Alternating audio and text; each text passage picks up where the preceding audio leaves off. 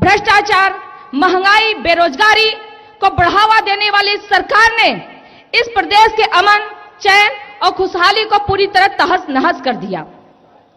किसान इस प्रदेश का आवारा, अन्ना और छुट्टा पशुओं से परेशान है। रात रात भर जागकर अपने खेतों की, अपने फसलों की रखवाली कर रहे हैं। साथियों, पूरे 5 साल में इस प्रदेश में भारतीय जनता पार्टी ने एक भी कोई बड़ा विकास का काम नहीं किया। इसलिए आप लोग देख रहे हैं कि इस चुनाव में भारतीय जनता पार्टी अपने विकास कार्यों के आधार पर वोट नहीं मांग रही है, बल्कि हिंदू मुसलमान जिंदा पाकिस्तान करके सांप्रदायिकता फैलाने की कोशिश की जा रही है। विकास और सुशासन जैसे मुद्दों तो केवल कागजों में ही रह गए और भ्रष्टाचार की गंगा बहने लगी। इस सरकार ने समाज में नफरत और घृणा को बनाने का काम किया। ऐसी निरंकुश, साथियों, उत्तर प्रदेश के इतिहास में ऐसी प्रतिक्रियावादी, निरंकुश और झूठी सरकार इससे पहले कभी नहीं रही। इस सरकार को जड़ सहित उखाड़ फेंकना ही हम सभी समाजवादी साथियों का पहला और अंतिम लक्ष्य होना चाहिए। और मुझे पूरा भरोसा है कि 2022 के चुनाव में हम इस सरकार को जड़ सहित उखाड़ फेंकेंगे। जनता के शोषण, उत्पीड़न और अत्याचार की बुनियाद पर टिका कोई भी शासन लंबे समय तक नहीं टिकता है, उसका विनाश अवसंभावी होता है। सिंहासन डोल रहा है, अब सिंहासन खाली करो, जनता आती है। इस उत्तर प्रदेश के सिंहासन पर गरीबों, कमजोरों, मजलूमों के नेता माननीय श्री अखिलेश यादव जी आ रहे हैं। तो साथियों, मैं ज्यादा कुछ न कहते हुए मैं यही कहना चाहूंगी कि इस प्रदेश ने और इस प्रदेश की जनता ने हमारे नेता माननीय श्री अखिलेश यादव जी के कार्यकाल को देखा है। एक शिक्षित, विजनरी और विकासवादी मुख्यमंत्री के रूप में इस देश में ही नहीं बल्कि विदेशों में भी उनके कार्यों की सराहना हुई है। डायल 100 की सुविधा विश्व स्तरीय रैपिड रिस्पांस सिस्टम के रूप में जाना गया। इस प्रदेश में एक्सप्रेसवे दिया, सड़कों का जाल बिछाया, समाजवादी एम्बुलेंस। साथियों, ऐसा पहली बार हुआ कि सरकारी एम्बुलेंस निःशुल्क आम जनता के दरवाजे पर उपलब्ध हुआ। मेडिकल कॉलेजों की स्थापना कराई, अंतर्राष्ट्रीय क्रिकेट स्टेडियम दिया, हमारे नौजवान भाइयों बहनों को पढ़ने के लिए लैपटॉप दिया, छात्रवृत्ति दी, फीस का पैसा दिया। इस प्रदेश की 50 लाख महिलाओं को समाजवादी पेंशन, तमाम ऐसी सामाजिक सुरक्षा की योजनाएं थी जो समाज के कमजोर वर्ग के लोगों के लिए थी, गरीबों के लिए थी। लेकिन भारतीय जनता पार्टी की सरकार ने इन सारी योजनाओं को बंद कर दिया। इतना ही नहीं साथियों, पूरे 5 साल में भारतीय जनता पार्टी ने माननीय श्री अखिलेश यादव जी के कार्यों का ही फीता काटा है। लेकिन जनता अब सब जान चुकी है, समझ चुकी है और वह तैयार बैठी है कि कब चुनाव हो और कब हम इस फीता काटने वाली सरकार का पत्ता काटें और पुनः से श्री अखिलेश यादव जी को इस प्रदेश का मुख्यमंत्री बनाएं।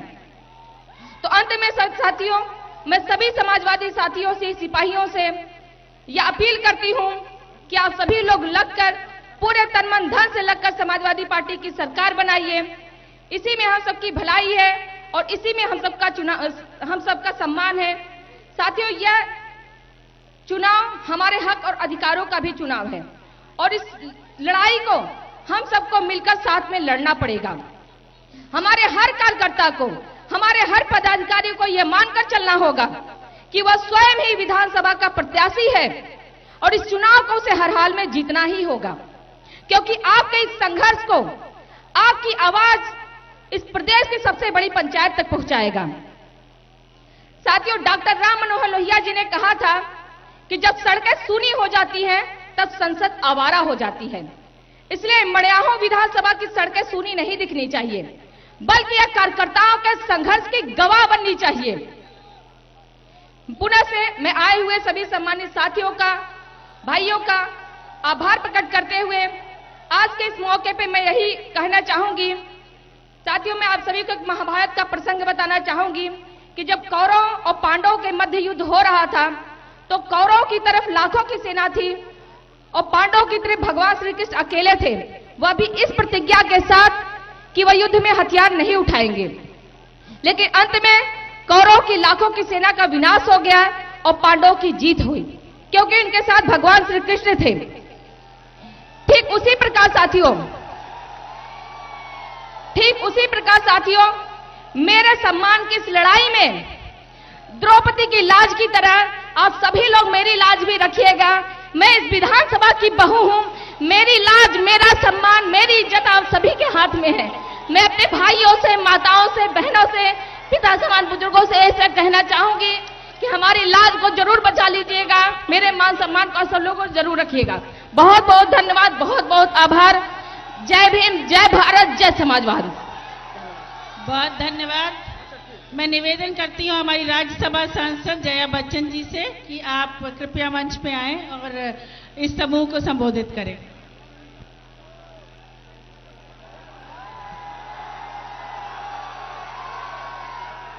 हेलो, नमस्कार। पुष्पा पटेल जी, इस प्रदेश की छोटी बहू डिंपल यादव जी, बड़ी बहू मैं हूं। और आज ये बहुत अच्छा लग रहा है कि उत्तर प्रदेश की 3 बहुएं एक ही मंच पर शामिल हैं।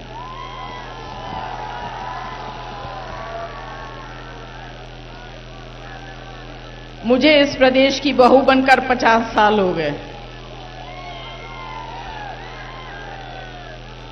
अच्छा लगता है कि बाकी बहुओं को भी आप लोगों से मिलाऊं। डिंपल जी को आप लोग सब जानते हैं, पुष्पा जी को भी जानते हैं,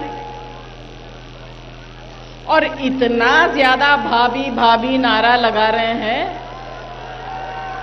भाभी के सम्मान के लिए कुछ करेंगे या नहीं? अभी यहां 3 भाभियां मौजूद हैं। हम तीनों के लिए आप लोगों को करना पड़ेगा। ये हमारा हक बनता है कि आप सब देवरों से हम ये मांग करें। वादा?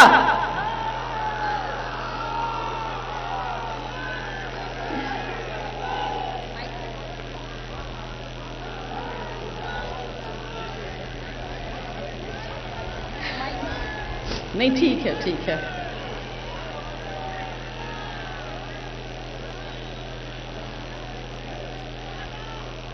मैंने देखा है इन 5 साल में कि जो सरकार है, जो सत्ता में उत्तर प्रदेश में सरकार है और केंद्र में सरकार है, वो हर लोगों को, हर व्यक्ति को और खास तौर से दूसरे पार्टी के लोगों को अपनी नजरियों से देखते हैं। ये अच्छी बात नहीं है। जो उनके अंदर खामियां हैं, जो वो गलती काम कर रहे हैं, वो दोष आगे बढ़ा देते हैं, दूसरों पर थोप देते हैं। ये कमजोर लोगों की आदत है। जो कमजोर होते हैं वो अपनी कमजोरी को छुपाने के लिए दूसरों पे उंगली उठाते हैं, और पिछले 5 साल से यही होता आ रहा है उत्तर प्रदेश में। कमजोर लोग सत्ता में आ गए तो बाकी पार्टी के लोगों को गालियां दो। और जब से जो सबसे ज्यादा युवा नेता है वो उत्तर प्रदेश का है, वो बेचारा अच्छे घर का लड़का है, संस्कारी लड़का है, आप लोगों को इज्जत से बात करता है। इसका मतलब ये नहीं है कि जो आपके मन में आया आप बोल दें। मैंने आज देखा मौर्य जी ने अखिलेश जी के बारे में बहुत उल्टा सीधा कहा। शर्म आनी चाहिए आपको। ये लड़का आपसे इतना छोटा है, आप इतनी बुरी बातें करते हैं। ये तो हो गया उल्टा चोर कोतवाल को डांटे।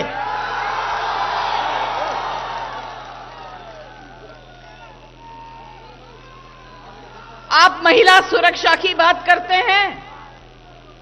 15 साल हो गए हैं मुझे राज्यसभा में।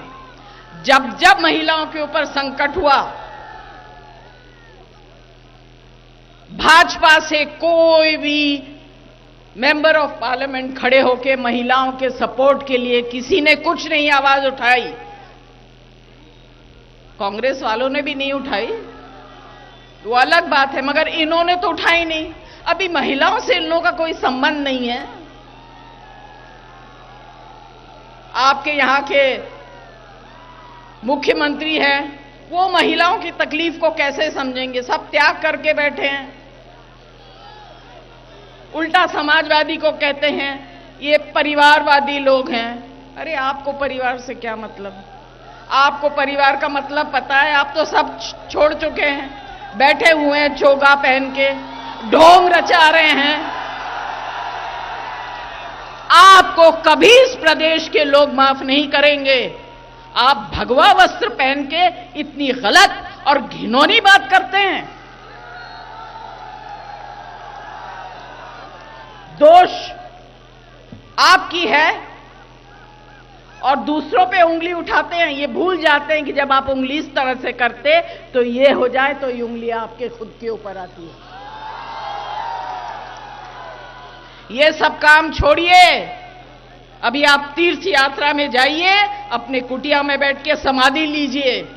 ये काम आपका नहीं है। आप संसारी भोग को छोड़ चुके हैं तो क्यों आए हैं यहां भोग करने के लिए? छोड़िए, ये ढोंग नहीं चलेगा। उत्तर प्रदेश इसको नहीं सहन करेगा और आज के युवा बिल्कुल ही नहीं।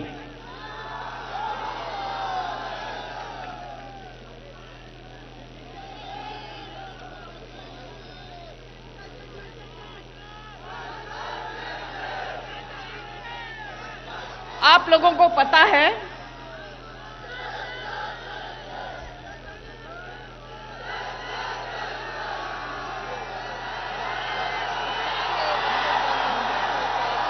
प्यार है, उत्साह है, ये आने वाले समय को दर्शाता है। यही प्यार और उत्साह का नतीजा हम 10 तारीख को देखना चाहेंगे। यहां चिल्लाने से कुछ नहीं होगा बेटा, बूथ पर जाइए, संभालिए।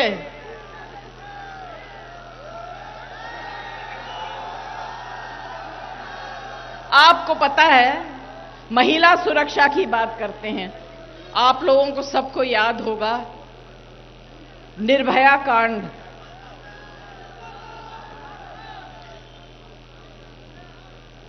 उसके लिए जो फंड अलॉट किया गया था, बजट में उसकी कटौती करते करते इतनी नीचे आ गया कि अभी उस फंड का कोई फायदा ही नहीं है। उस फंड से किसी महिला को कोई लाभ नहीं पड़ेगा। पुष्पा जी, इसको ध्यान रखिएगा। जब आप जीत के जाएंगी विधानसभा में, इस आवाज को आप उठाइएगा और अपने राष्ट्रीय अध्यक्ष से कहिए महिलाओं के लिए फंड को ज्यादा बढ़ाया जाए।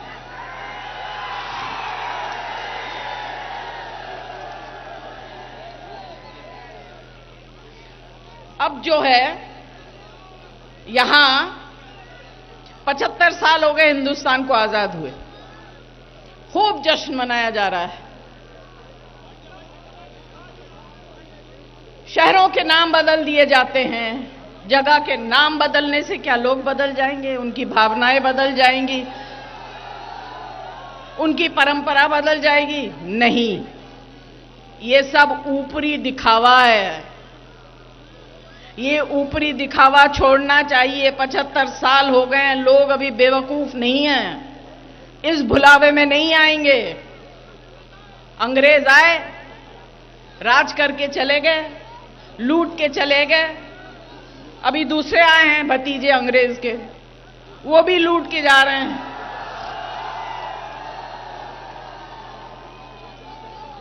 इतने लोग ट्रकों में, गाड़ियों में, हर जगह में घूम रहे हैं। इतना पैसा कहां से आया? हमारा तो छोटा मोटा पार्टी है, गरीब पार्टी है। हमारे बच्चे साइकिल में घूमते हैं, पैदल झंडा लेके चलते हैं, प्रचार करते हैं। आपके किसी भी कार्यकर्ता को मैंने पैदल नहीं देखा।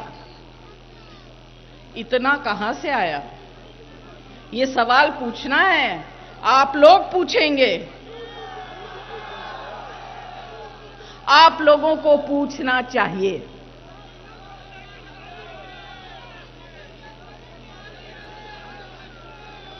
अखिलेश यादव जी ने जो उत्तर प्रदेश को बनाया था, उसको नष्ट करने की परंपरा चल रही है आजकल। किस तरह से उसको खत्म किया जाए, मगर अखिलेश जी की अकल को भी दाद देनी पड़ेगी, बहुत आगे की सोच के काम किया है उन्होंने। मैं आपके सामने एक कविता पढ़ूंगी और जब हर पंक्ति के बाद आपको बोलना है अखिलेश की अकल। क्या बोलना है? बहुत अच्छी बात है। अब मैं पढ़ूंगी, आप बोलेंगे। यूपी को एक्सप्रेस की किसने दिखाई शक्ल? लैफ्ट देके किसने सुधारा बच्चों का कल? सफाई से सहारनपुर तक किसने विकास में की सफल? सही दाम में बिकवाएगी किसानों की फसल, उखाड़ देगी हर कोने से सड़े हुए कमल, हर धर्म जात को एक साथ लेके रही है चल, यूपी की हर समस्या का एक ही है हल। वाह, क्या बात है। बस आप लोग इसी तरह बड़ों की बात को सुना करिए, समझा करिए और समाजवादी पार्टी को और खास तौर से हमारी महिला कैंडिडेट को बहुत नंबरों से आगे करके जिताइए।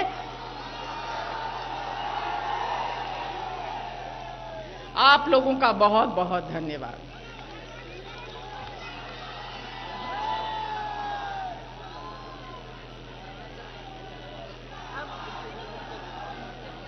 अब मैं निमंत्रित करती हूँ अपनी आदरणीय सांसद डिंपल यादव जी को कि वो आए और सभा को संबोधित करें। बहुत बहुत डिंपल यादव जिंदाबाद। अखिलेश यादव डिंपल यादव। अखिलेश यादव डिंपल यादव।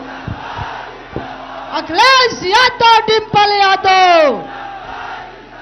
अखिलेश यादव डिंपल यादव। आदरणीय श्री गया प्रसाद सोनकर जी, लाल बहादुर यादव जी, हमारी प्रत्याशी सुषमा पटेल जी, सावित्री पटेल जी, राकेश मौर्य जी, ईशा फरारखी जी, रहमत खान जी, कैलाश नाथ जी, चंद्रभान जी, मंच में मौजूद जितने भी हमारे नेतागण, छोटे मंच में मौजूद हमारे कार्यकर्ता नेता, सभी आदरणीय बुजुर्ग, सभी माताएं बहनें, सभी हमारे युवा साथी जो आज यहाँ उपस्थित हैं, आप सबको बहुत बहुत धन्यवाद और आभार कि आज आप सब यहाँ पे आए हैं। गर्मी निकालने वालों का पता ही नहीं चला, पता चला? और गर्मी निकालने वालों को यह पता ही नहीं चला है कि मौसम बदल गया है। आप लोगों का गुस्सा और तेवर देख के लगता है कि इन सब लोगों को, भाजपा वालों को, अब कोल्ड स्टोरेज में डालना पड़ेगा।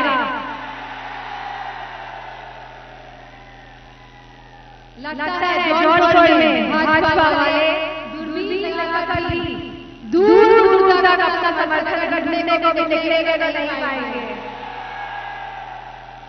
सुना है जौनपुर में क्रिकेट बहुत खेला जाता है, तो हम सभी युवाओं से कहेंगे कि इस बार भाजपा पूरी टीम को क्लीन बोल्ड कर दीजिएगा। सभी से कहोगे एक बार कि बोलिए क्लीन बोल्ड करेंगे नहीं करेंगे?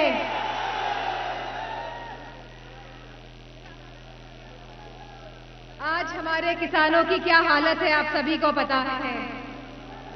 किसान बेचारा आमदनी तो दुगनी नहीं हो पाई, लेकिन इतनी महंगाई बढ़ गई है कि आमदनी आधी भी नहीं रह गई है और सांड से अलग जूझना पड़ रहा है हमारे किसान भाइयों को, हमारे किसान बुजुर्गों को। और हमारे युवाओं के पास कोई नौकरी है? और कितने पेपर लीक हुए हैं, कितने एग्जाम इनके निरस्त हो गए हैं, हुए कि नहीं हुए? क्या कोई भी उपयोगी मुख्यमंत्री ऐसा करेगा? जहां के प्रदेश के युवा बेरोजगार घूम रहे हैं, जहां पे हमारी माताएं बहनें सुरक्षित महसूस नहीं कर रही हैं अपने आप को। कहां गया वो? मैं कहना चाहूंगी आप सबसे,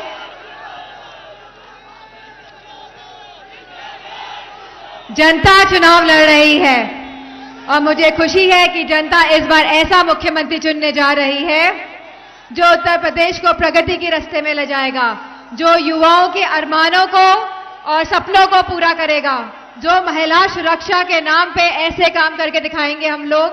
मुझे अच्छी तरह से याद है जब 2017 के चुनाव हुए थे और जब आंकड़े आए थे महिलाओं पे जघन्य अपराध के, तो उस समय 2017 में उत्तर प्रदेश में ऐसे आंकड़े कम हुए थे। लेकिन अगर आप आज के आंकड़े उठा के देख लेंगे, ये मैं नहीं कह रही हूं, एनसीआरबी की रिपोर्ट कह रही है कि महिलाओं के साथ जघन्य अपराध बढ़े हैं उत्तर प्रदेश में। और हमने देखा है कि हाथरस की बेटियों के साथ क्या हुआ, उन्नाव की बेटी के साथ क्या हुआ। उनके पिताजी को पुलिस थाने में जाके मार कर पीट कर मार डाला। किस लिए? क्योंकि वो अपनी बिटिया की रिपोर्ट लिखाना चाहते थे और हाथरस की बेटी को तो अंतिम संस्कार तक नसीब नहीं हुआ। ये कैसे हिंदू लोग हैं जिन्होंने हमारी बेटी को अंतिम संस्कार तक नसीब होने नहीं दे दिया? और कोरोना काल में याद है ऑक्सीजन की कमी से कितने लोग मरे थे और इस सरकार ने क्या कहा? अपनी आंखें मूंद ली और इन्हें कोई पश्चाताप नहीं है कि लोग बितके रोए अपने परिजनों के लिए। अपने परिजन खोए हैं, अपने परिवार के सदस्य खोए थे और इन्होंने सफेद झूठ बोला कि ऑक्सीजन की कमी नहीं हुई है उत्तर प्रदेश में। लेकिन जिन लोगों ने अपने परिवार वालों को खोया है, उनके दर्द, उनके दुख को बिना परिवार वाले लोग क्या समझेंगे? हमें गर्व है हमारे परिवार पे और हमें गर्व है हमारे समाजवादी परिवार पे और आज हमें गर्व है अपने गठबंधन के साथियों पे भी, जो मिलकर हम चुनाव लड़ने जा रहे हैं और उत्तर प्रदेश में एक नया इतिहास रचने जा रहे हैं। हवाई चप्पल की बात हुई थी कि नहीं हुई थी? हमारे युवाओं को तो मोटरसाइकिल से ही उतार दिया कि नहीं उतार दिया? पेट्रोल के दाम देख लीजिए, डीजल के दाम देख लीजिए, खाद्य पदार्थों के दाम देख लीजिए, सरसों के तेल के दाम देख लीजिए। राशन में क्या दे रहे हैं ये लोग बताइए? 5 किलो गेहूं और 5 किलो चावल। क्या इससे पोषण हो जाएगा हमारे परिवारों का? मैं आपको यकीन दिलाती हूं, भरोसा दिलाती हूं, अगर समाजवादी पार्टी की सरकार आएगी तो अगले पूरे 5 साल गेहूं चावल के साथ साथ सरसों का तेल और घी लेने का भी हम लोग इंतजाम करेंगे। किसान महंगाई से त्रस्त, जनता महंगाई से त्रस्त, युवा नौकरी नहीं पा रहे हैं, महिलाएं सुरक्षा नहीं पा रहे हैं। ये हमारे प्रदेश का कैसा राज उन्होंने कायम किया है? ऐसा राज जहां पे सब लोगों की आशाएं, सब लोगों के सपने इन लोगों ने गड्ढे में डाल दिए हैं। लेकिन मुझे खुशी इस बात की है कि हम सब लोग अब साथ हैं और उत्तर प्रदेश को उन्नति की तरफ लेके जाने का काम करेंगे, खुशहाली की तरफ लेके जाने का काम करेंगे। उत्तर प्रदेश में नया सूरज उगने वाला है। अब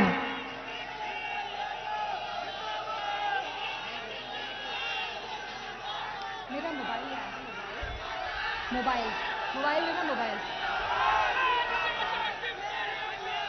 जहां सपा सरकार बनने पर 300 यूनिट बिजली तो मुफ्त होगी, अब भाजपा वाले कह रहे कहां से देंगे 300 यूनिट बिजली?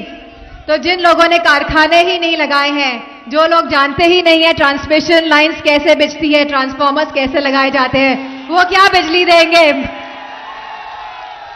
मैं आपको भरोसा दिलाती हूं ना, हम लोग समाजवादी सरकार जब अखिलेश यादव जी मुख्यमंत्री बनेंगे तो ना ही बिजली के कारखाने तो लगाए ही जाएंगे, 300 यूनिट बिजली मुफ्त भी दी जाएगी और बिजली के दाम कम भी करे जाएंगे।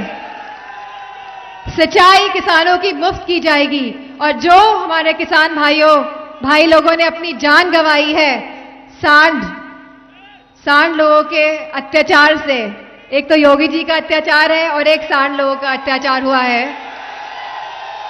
तो ऐसे किसानों को 5 लाख रुपए दिए जाएंगे और जो 700 किसान शहीद हुए हैं, काले कानून जो लाए गए थे उसके लिए जो लड़े, जो शहीद हुए हैं, उन सभी किसान भाइयों को 25-25 लाख देने का इंतजाम समाजवादी सरकार करेगी आने पे।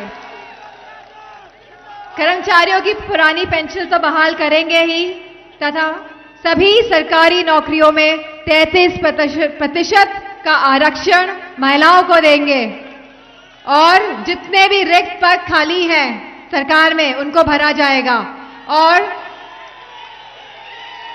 22 लाख नौकरियां दी जाएंगी। और इसके साथ साथ कन्या विद्याधन योजना के अंतर्गत हम लोग 12वीं कक्षा पास छात्राओं को एक मुश्त राशि 36,000 रुपए देने का काम भी करेंगे और इसी के साथ 1 करोड़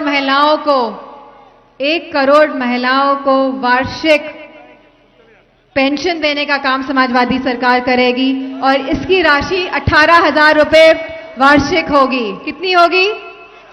55 लाख महिलाओं को राशि दी थी, इस बार बढ़ा के 1 करोड़ महिलाओं को राशि देंगे और वो भी 18,000 रुपए वार्षिक।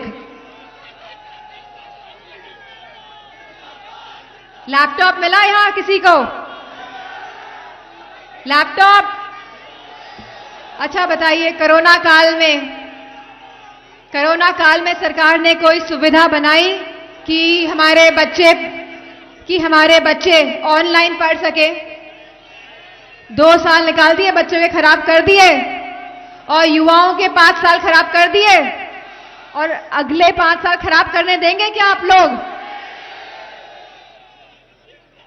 पक्का?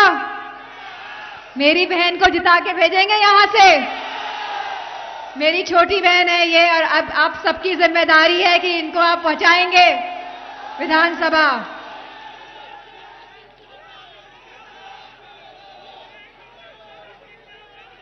महिला सुरक्षा के नाम पे जो हम काम करने जा रहे हैं, बहुत ही ऐतिहासिक काम करने जा रहे हैं और मैं बताना चाहूंगी कि यूपी पुलिस में महिलाओं को तो 33% का आरक्षण दिया जाएगा। इसी के साथ पुलिस बल में महिलाओं की विशेष भर्ती तो करी जाएगी ही और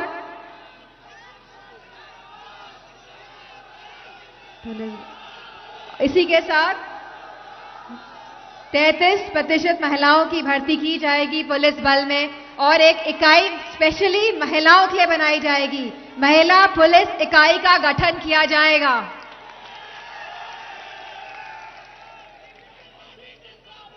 सभी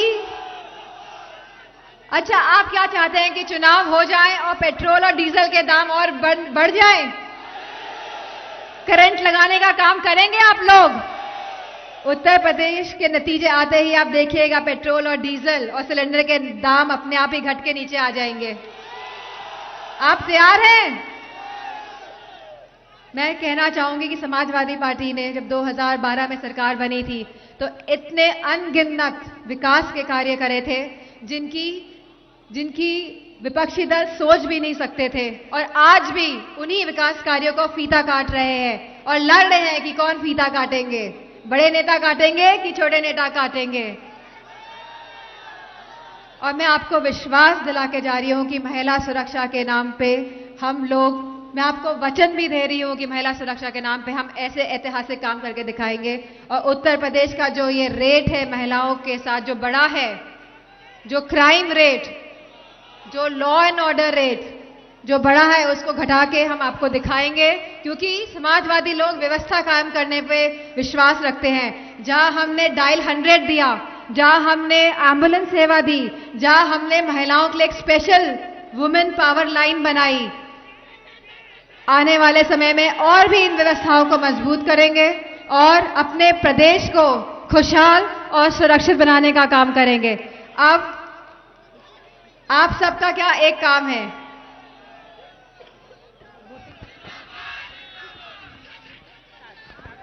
7 मार्च को क्या करेंगे आप लोग? बहू को जिताएंगे कि नहीं जिताएंगे? मेरा मान सम्मान रखेंगे? आदरणीय जया जी का मान सम्मान रखेंगे? इन्हीं शब्दों के साथ मैं आप सबको बहुत बहुत धन्यवाद देती हूँ, बहुत बहुत बधाई। और मुझे पूर्ण विश्वास है, जितने भी मुझे यहाँ भाभी कह रहे हैं, चूक तो नहीं होगी? छोटी बहन को जिताओगे? इन्हीं शब्दों के साथ मैं आप सबका बहुत बहुत धन्यवाद, आभार।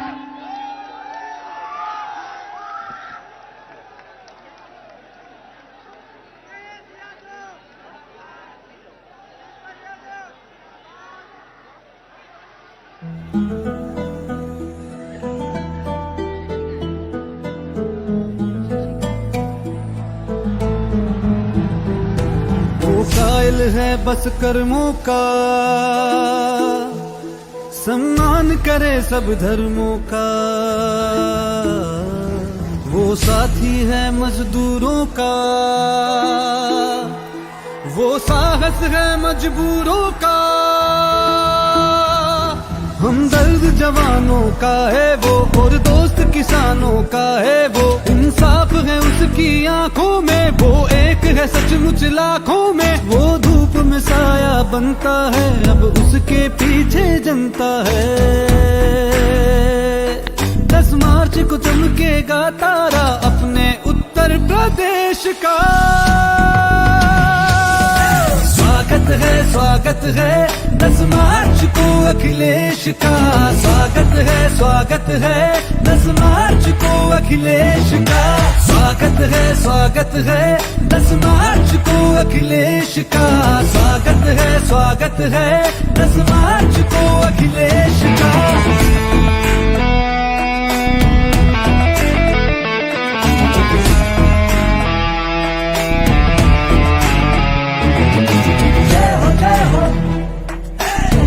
जय हो अखिलेश की, जय हो अखिलेश की।